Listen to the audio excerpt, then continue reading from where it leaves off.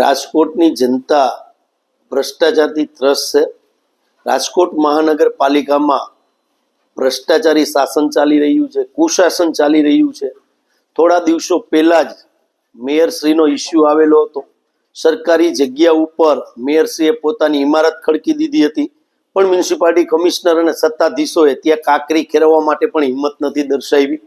આજના દિવસે જ્યારે આપણે વાત કરી રહ્યા છીએ ત્યારે દિલીપભાઈ પટેલ કરીને કોન્ટ્રાક્ટર છે, એ કોન્ટ્રાક્ટર પાસે રાજકોટના એક ભારતીય જનતા પાર્ટી ભ્રષ્ટાચારી શાસનના એક કોર્પોરેટરે 1,25,000 રૂપિયા માગે છે.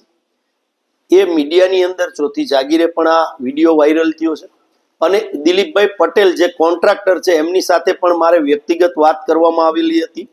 મેં એમને ફોન કરીને કીધું કે દિલીપભાઈ શું થયો હતો, શું બનાવ હતો. એટલે દિલીપભાઈએ મને ટેલિફોનિક પણ વાત કરી કે ભાઈ હું કોન્ટ્રાક્ટર છું અને મારી વિરુદ્ધમાં ફરિયાદ આપી હતી.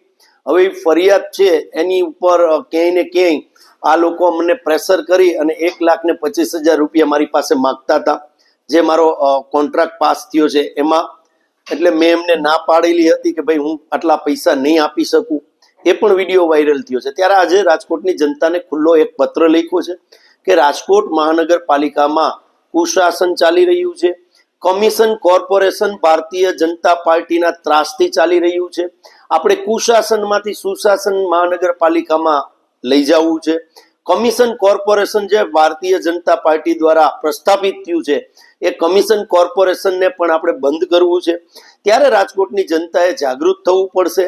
આવા જો કિસ્સાઓ રાજકોટ મહાનગરપાલિકામાં રાજકોટની જનતાને કોઈ પણ વ્યક્તિએ ખોટી રીતે પરેશાન કરી અને ભ્રષ્ટાચારી નીતિ સામે લડવા માટે મક્કમતાથી રાજકોટની જનતા શહેર કોંગ્રેસનો કાર્યાલયનો સંપર્ક સાધી શકે છે.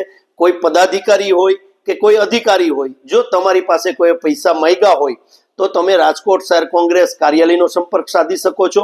ભ્રષ્ટાચાર મુક્ત શાસન એ કોંગ્રેસનો પ્રથમ પ્રાથમિકતા છે. આવનારા દિવસોની અંદર મહાનગરપાલિકામાંથી ભ્રષ્ટાચાર મુક્ત મહાનગરપાલિકા થાય અને કુશાસન ભારતીય જનતા પાર્ટીમાં જે ચાલી રહ્યું છે એ સુશાસનમાં ફેરવાય. એના માટે આજે મેં રાજકોટની જનતાને ખુલ્લો પત્ર લખ્યો છે.